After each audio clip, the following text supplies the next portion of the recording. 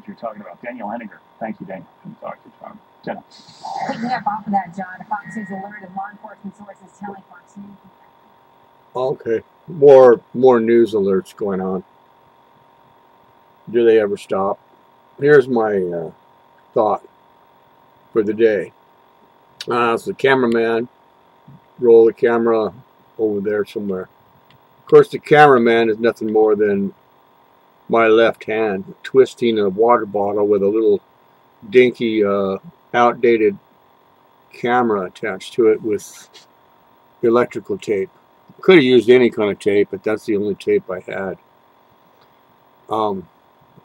This being the thought for the day is actually not one of the thoughts of the day from this book. It's actually more in the introduction area, but it's the thought for the day. What is NLP? Neuro-linguistic Programming.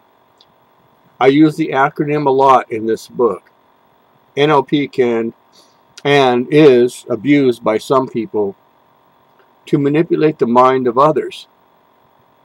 NLP can cause misconceptions. NLP affects your judgment.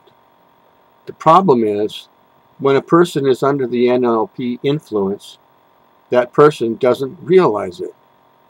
Here's an example. A friend of mine, also a neighbor, Neil, educated my thinking in a positive way. He was just being himself.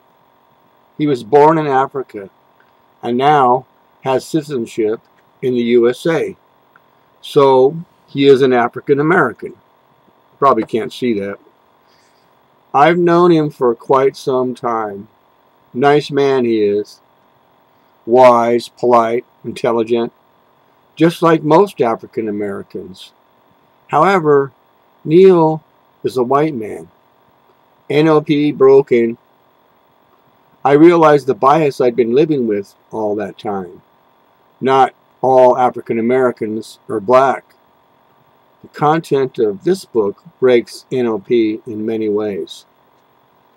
So the reason I'm bringing that up, the NLP, that's how it works. NLP causes to have this preconceived notion of what something means by the use of a few words connected together. And that's one of them. We hear it over and over and over again, so whenever we hear it, we just assume that's what it means. And the way it's used in this country, America, is to basically brainwash us into thinking a certain way about events. And those events are sometimes lethal. They either cause us to hate other people, shoot other people, give our money away to people who have bad intentions.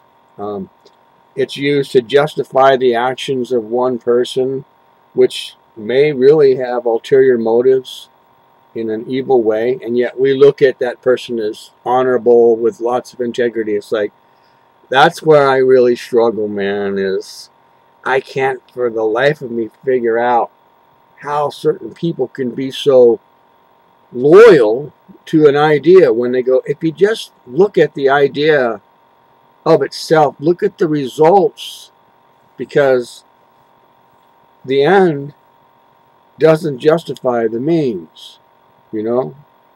It's like I'm making this up, it's a metaphor. If I have issues with my neighbor because wherever the property line is and I don't want to cut his grass, and yet he's always complaining that I need to cut his grass, well, my solution is I just go over there and sell their house out from underneath them, you know, and since I bought it, I evict them from their own house. That's my solution, you know.